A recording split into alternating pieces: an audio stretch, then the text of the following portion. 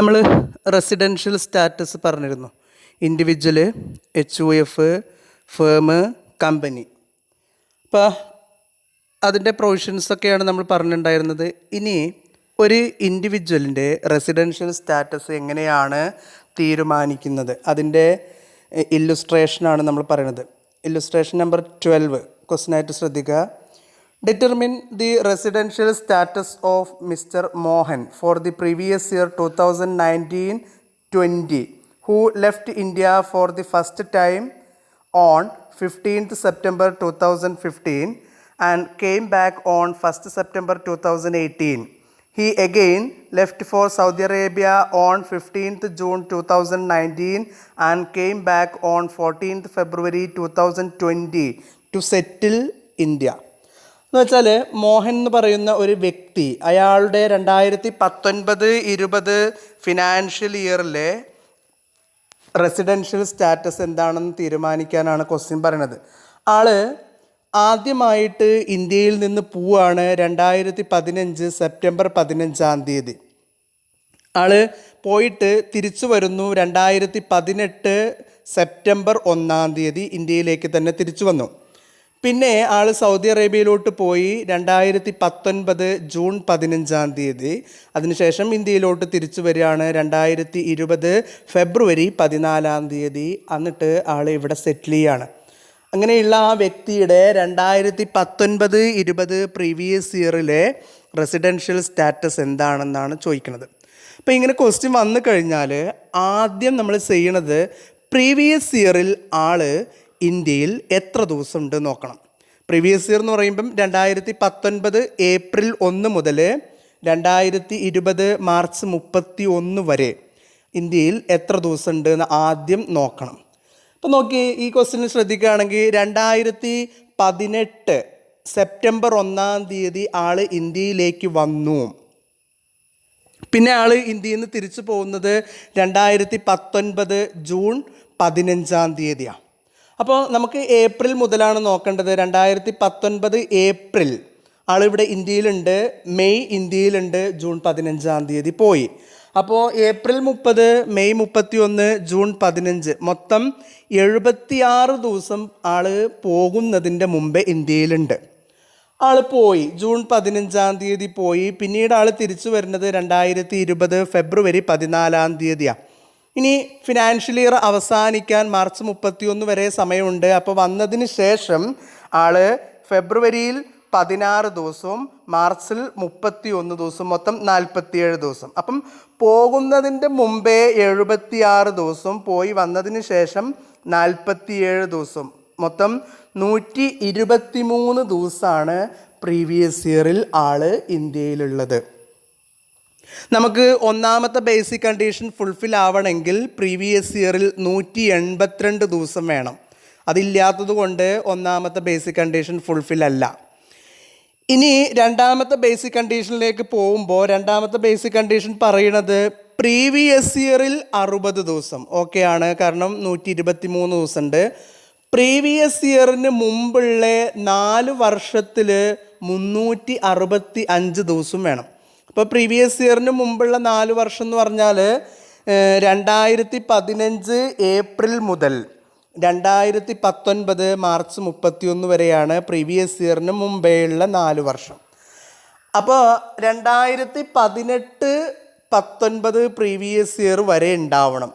2018-19 previous ഇയറിൽ ആൾ എത്ര ദിവസം ഉണ്ട് ഇന്ത്യയിൽ നോക്കുക. 18 സെപ്റ്റംബർ 1 വന്നു, 19 മാർച്ച് 31 വരെ ആൾ ഇന്ത്യയിൽ 212 ദിവസമുണ്ട്. സെപ്റ്റംബർ മുതൽ മാർച്ച് വരെ 212 ദിവസം. 2017-18 പ്രീവിയസ് ഇയറിലും 2016-17 പ്രീവിയസ് ഇയറിലും ആൾ ഇന്ത്യയിൽ ഇല്ല. പിന്നെ 2015-16 പ്രീവിയസ് ഇയർ നോക്കുമ്പോൾ 2015 ഏപ്രിൽ മുതൽ 2015 സെപ്റ്റംബർ 15 വരെ ആൾ ഇന്ത്യയിലുണ്ട്. മൊത്തം 168 ദിവസം അവിടെ ഉണ്ട്. അപ്പോൾ ഈ രണ്ട് ഭാഗം കൂടി നോക്കുമ്പോൾ മൊത്തം ആൾ 380 ദിവസമാണ് ഉള്ളത്. പ്രീവിയസ് ഇയറിന് മുമ്പുള്ള 4 വർഷത്തിൽ നമുക്ക് വേണ്ടിയത് 365 ദിവസമാണ്. എന്നാൽ ഇവിടെ 380 ദിവസമുണ്ട്. ആയതുകൊണ്ട് ആൾ രണ്ടാമത്തെ ബേസിക് കണ്ടീഷൻ ഫുൾഫിൽ ചെയ്തു. ഏതെങ്കിലും ഒരു ബേസിക് കണ്ടീഷനാണ് നമുക്ക് ആവശ്യമുള്ളൂ. ഇനി രണ്ട് സബ്സീക്വൻറ്റ് കണ്ടീഷൻ നോക്കണം. എന്താ വെച്ചാൽ, ഒന്ന് പ്രീവിയസ് ഇയറിന് തൊട്ട് മുമ്പുള്ള 7 വർഷത്തിൽ 730 ദിവസം അതുണ്ടാവും. കാരണം ആദ്യമായിട്ട് ആൾ ഇന്ത്യയിൽ നിന്ന് പോകുന്നത് 2015. അപ്പോൾ പ്രീവിയസ് ഇയറിന് മുമ്പുള്ള 7 വർഷത്തിൽ 730 ദിവസം, പിന്നെ പ്രീവിയസ് ഇയറിന് തൊട്ട് മുമ്പുള്ള 10 വർഷത്തിൽ 2 വർഷം റെസിഡൻ്റ് ആവുകയും വേണം. അതും ഓക്കെയാണ്. ആയതുകൊണ്ട് ഈ വ്യക്തിയെ നമ്മൾ അറിയപ്പെടുന്നു ഓർഡിനറിലി റെസിഡൻ്റായിട്ട്. ഇനി അടുത്ത ഇല്ലുസ്ട്രേഷൻ നോക്കൂ. Illustration 19. Mister Rayees went to Australia on a business tour on 15th April 2019. He returned to India on 15th March 2020. He had never visited in a foreign country before. Ascertain his residential status. Raees എന്ന് പറയുന്ന ആള് business ടൂറായിട്ട് ഓസ്ട്രേലിയയിലോട്ട് പോയി 2019 April 15 തിരിച്ചു വരികയാണ്. 2020 March 15. ഈ പോയതല്ലാതെ ഇതിനു മുമ്പേ ഒരിക്കലും ആൾ ഇന്ത്യ വിട്ട് പോയിട്ട് ഇല്ല. ആണെങ്കിൽ ആളുടെ റെസിഡൻഷ്യൽ സ്റ്റാറ്റസ് എന്താണെന്ന് ചോദ്യം. അപ്പോൾ നോക്കി, 2019 ഏപ്രിൽ 15 പോയി. ഏപ്രിൽ 1 മുതൽ ഏപ്രിൽ 15 വരെ ആളിവിടെ ഉണ്ട്. പോയിട്ട് പിന്നെ ആൾ തിരിച്ചു വരുന്നത് 2020 മാർച്ച് 15. വന്നതിന് ശേഷം ഒരു 17 ദിവസവും ഉണ്ടാവും. അപ്പോൾ പോകുന്നതിന് മുമ്പേ ഒരു 15 ദിവസവും പോയി വന്നതിന് ശേഷം ഒരു 17 ദിവസം, മൊത്തം പ്രീവിയസ് ഇയറിൽ ആളിവിടെ ഉള്ളത് 32 ദിവസമാണ്. ബേസിക് കണ്ടീഷൻ ഒന്നും ഫുൾഫിൽ ചെയ്യില്ല. കാരണം 60 ദിവസമെങ്കിലും വേണം രണ്ടാമത്തെ കണ്ടീഷൻ ഫുൾഫിൽ ആവണമെങ്കിൽ. അത് ഒന്നും ഇല്ലാത്തത് കൊണ്ട് ഈ ഇൻഡിവിജ്വലിനെ നമ്മൾ നോൺ റെസിഡൻ്റ് ആയിട്ടാണ് കണക്കാക്കുന്നത്. കാരണം ബേസിക് കണ്ടീഷൻ ഒന്നും ഫുൾഫിൽ ചെയ്തിട്ടില്ല. പിന്നെ അടുത്ത ഇല്ലുസ്ട്രേഷൻ 20 നോക്കൂ. Mister Rajkumar, an Indian citizen, leaves India to Germany for job on 21st September 2019. What will be his residential status for the assessment year 2020-21 if he has never left India earlier? Rajkumar എന്നുള്ള വ്യക്തി business ആവശ്യാർത്ഥം ജർമ്മനിയിലേക്ക് പോയി 2019 September 21. Indian സിറ്റീസണാണ്. മുമ്പേ ആൾ India വിട്ട് പോയിട്ടുമില്ല. ആളുടെ residential status എന്താണ്?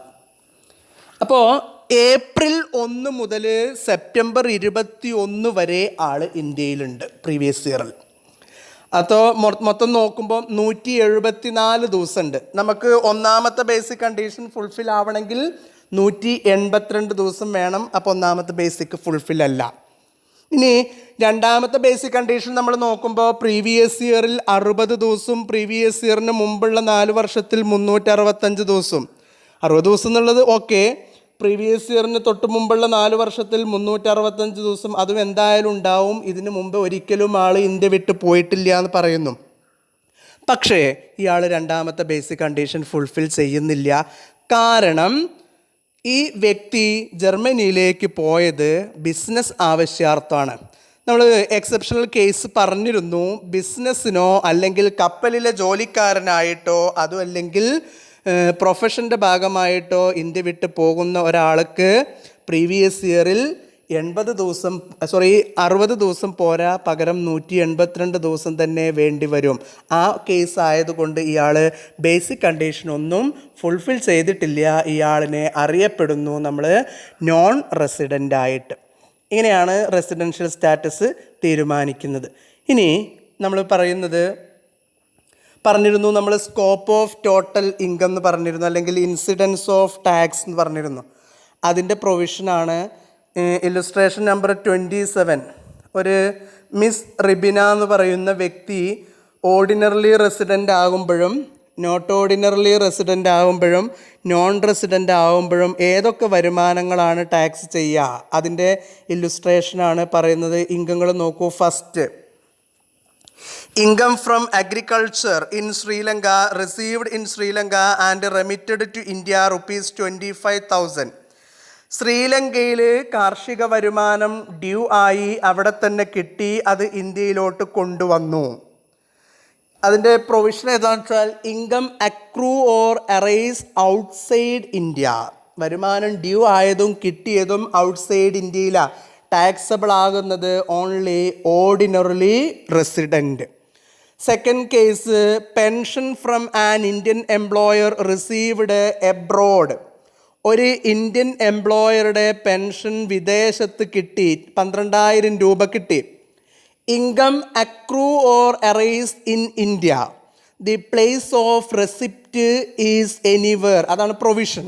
വരുമാനത്തിൻ്റെ source ഇന്ത്യയിലും വരുമാനം കിട്ടിയത് മറ്റെവിടെയെങ്കിലും ആണെങ്കിൽ ആ ഇൻകം ഒരു ഇൻഡിവിജ്വൽ 3 കേസിലിരിക്കുമ്പോഴും ടാക്സബിൾ ആയിരിക്കും. അപ്പോൾ ഓർഡിനറിക്കും നോട്ട് ഓർഡിനറിക്കും നോൺ റെസിഡൻറ്റിനും ടാക്സബിൾ ആയിരിക്കും. Then third, past untaxed profit brought to India rupees 50,000. മുൻ വർഷങ്ങളിൽ അൺടാക്സബിൾ ആയിട്ടുള്ള ഇൻകം ഈ പ്രീവിയസ് ഇയറിൽ ഇന്ത്യയിലോട്ട് കൊണ്ടുവന്നു. അതാണെങ്കിൽ ഫുള്ളി എക്സംപ്റ്റ് ആണ്, ഒരു കേസിലും ടാക്സബിൾ അല്ല. Then fourth, rental income from the property in Nepal received outside India rupees 17,000. നേപ്പാളിലെ റെൻ്റൽ ഇൻകം, വാടക, ബിൽഡിങ്ങിൻ്റെ വാടക കിട്ടി 17,000 രൂപ. ഔട്ട്സൈഡ് ഇന്ത്യയിൽ തന്നെയാണ് കിട്ടിയത്.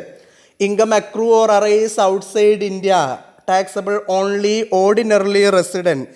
പക്ഷേ ശ്രദ്ധിക്കേണ്ടത് എന്താ വെച്ചാൽ റെൻ്റൽ ഇൻകമായിട്ട് കിട്ടിയാൽ അത് റെൻ്റൽ ഇൻകമായിട്ട് തന്നിക്കുന്നെങ്കിൽ അത് കമ്പ്യൂട്ടഡ് അല്ല. ആ കിട്ടുന്ന റെൻറ്റിൽ നിന്നും 30% സ്റ്റാൻഡേർഡ് ഡിഡക്ഷൻ കുറക്കണം. അപ്പോൾ 17,000 രൂപ റെൻറ്റ് കിട്ടി, അതിൻ്റെ 30% സ്റ്റാൻഡേർഡ് ഡിഡക്ഷൻ 5,100 രൂപ കുറച്ചാൽ ബാക്കി 11,900 രൂപയാണ് ടാക്സബിളായിട്ട് എഴുതേണ്ടത്.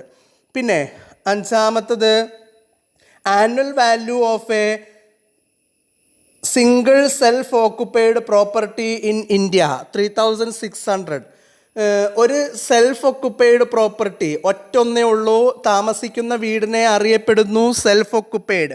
ആ സെൽഫ് ഒക്കുപ്പൈഡ് പ്രോപ്പർട്ടിൻ്റെ ആനുവൽ വാല്യൂ, ഒരു സെൽഫ് ഒക്കുപ്പൈഡ് പ്രോപ്പർട്ടിക്ക് ആനുവൽ വാല്യൂ എങ്കിൽ അത് ടാക്സബിൾ ആയിരിക്കില്ല. ദെൻ അടുത്ത ക്വസ്റ്റിന് 28th. From the following particulars relating to an assessee compute his total income for the assessment year 2020-21 under different residential status. ഇതേപോലെ തന്നെയാണ് മറ്റൊരു വ്യക്തിയുടെ വ്യത്യസ്ത റെസിഡൻഷ്യൽ സ്റ്റാറ്റസിൽ ഏതൊക്കെ ഇൻകം ടാക്സബിൾ ആവും. ശ്രദ്ധിക്കുക. ഒന്നാമത്തെ, dividend from Indian company received in Taiwan 14,000. Indian കമ്പനിയിൽ നിന്നുള്ള ഡിവിഡൻഡ് തായ്വാനിൽ കിട്ടി. Income accrue or arise in India, place of receipt is anywhere. ശരിക്കും കേസാണെങ്കിൽ അത് 3 സിറ്റുവേഷനിലും ടാക്സബിൾ ആയിരിക്കും. പക്ഷേ ഒരു ഇന്ത്യൻ കമ്പനിയിൽ നിന്ന് ഡിവിഡൻഡ് കിട്ടിയാൽ അത് ഫുള്ളി എക്സംപ്റ്റഡ് ആയിരിക്കും. സെക്ഷൻ 10 സബ്സെക്ഷൻ 34 പ്രകാരം ഫുള്ളി എക്സംപ്റ്റഡ് ആയിരിക്കും. ഇന്ത്യൻ കമ്പനിയിൽ നിന്ന് ഡിവിഡൻഡ് കിട്ടിയാൽ എക്സംപ്റ്റ് ആണ്, ശ്രദ്ധിച്ചോളണേ. ദെൻ രണ്ടാമത്തത്, profit from A business in Chennai managed and control from UK 40,000. Chennai ബിസിനസ്സിൽ നിന്നുള്ള ലാഭം, ആ ബിസിനസ് മാനേജ് ചെയ്യുന്നു UK-യിൽ, 40,000 ഇൻകം ഉണ്ട്. അപ്പോൾ വരുമാനത്തിൻ്റെ സോഴ്സും വരുമാനം കിട്ടിയതും ഇന്ത്യയിലാണ്, ആയതുകൊണ്ട് 3 കേസിലും ടാക്സബിൾ ആയിരിക്കും. Then third, income from agriculture in Pakistan received in Pakistan but remitted to India rupees 40,000. Agricultural income 40,000 രൂപ പാകിസ്ഥാനിലാണ്, അവിടെ തന്നെ കിട്ടി. Income accrue or arise outside India, taxable only ordinarily resident. Then rent received from a property in Sri Lanka received outside India rupees 24,000. Rent received, house പ്രോപ്പർട്ടിയിൽ നിന്നും rent കിട്ടി. കിട്ടി എന്ന് വെച്ചാൽ കമ്പ്യൂട്ടഡ് ആണ് ആയതുകൊണ്ട് ഇനി അതിൽ നിന്ന് സ്റ്റാൻഡേർഡ് ഡിഡക്ഷൻ കുറയ്ക്കേണ്ട. 24,000 രൂപ ഓർഡിനറി റെസിഡൻറ്റിന് മാത്രം ടാക്സബിൾ ആയിരിക്കും. Then pension from an Indian employer received abroad. നേരത്തെ പറഞ്ഞതാണ് വരുമാനത്തിൻ്റെ സോഴ്സ് ഇന്ത്യയിൽ വിദേശത്ത് കിട്ടി. 3 കേസിലും ടാക്സബിൾ ആയിരിക്കും. Then share of profit from A business in Canada but managed and control from India ₹60,000 out of which ₹30,000 received in India. Canada ബിസിനസ്സാണ്, ബിസിനസ്സിൻ്റെ കൺട്രോൾ ആൻഡ് മാനേജ്മെൻറ്റ് ഇന്ത്യയിലുണ്ട്. ആയതുകൊണ്ട് ഓർഡിനറിലി റെസിഡൻറ്റിനും നോട്ട് ഓർഡിനറിലി റെസിഡൻറ്റിനും ടാക്സബിൾ ആണ് 60,000. ഈ 60,000-ലെ 30,000 രൂപ ഇന്ത്യയിൽ വെച്ച് കിട്ടി. ആയതുകൊണ്ട് 30,000 ഇന്ത്യയിൽ കിട്ടി എന്നുള്ളത് കൊണ്ട് എല്ലാ കേസിലും ടാക്സബിൾ ആണ്. ആയതുകൊണ്ട് ആ 30,000 രൂപ നോൺ റെസിഡൻറ്റിനും ടാക്സബിൾ ആയിരിക്കും. Then past and taxable profit brought to India. Past untaxable profit, മുൻ വർഷങ്ങളിലെ അൺടാക്സബിൾ ആയിട്ടുള്ള പ്രോഫിറ്റ് ഈ പ്രീവിയസ് ഇയറിൽ ഇന്ത്യയിലേക്ക് കൊണ്ടുവന്നു, not taxable. Then dividend from a company in Malaysia out of which 50% received in India ₹60,000. Malaysian കമ്പനിയിൽ നിന്ന് ഡിവിഡൻഡ് കിട്ടി 60,000 രൂപ. ഔട്ട്സൈഡ് ഇന്ത്യയിലാണ്. ആയതുകൊണ്ട് ഓർഡിനറി റെസിഡൻറ്റിന് ടാക്സബിൾ ആയിരിക്കും. എന്നാൽ ഈ മലേഷ്യൻ കമ്പനിയിൽ നിന്ന് കിട്ടിയ ഡിവിഡൻറ്റിൻ്റെ 50% ഇന്ത്യയിലാണ് കിട്ടിയത്. ആയതുകൊണ്ട് ഇന്ത്യയിൽ കിട്ടിയത് കൊണ്ട് 3 കേസിലും ടാക്സബിൾ ആണ്. 60,000-ൻ്റെ 50% 30,000 നോട്ട് ഓർഡിനറിക്കും നോൺ റെസിഡൻറ്റിനും ടാക്സബിൾ ആയിരിക്കും. ഓക്കെ.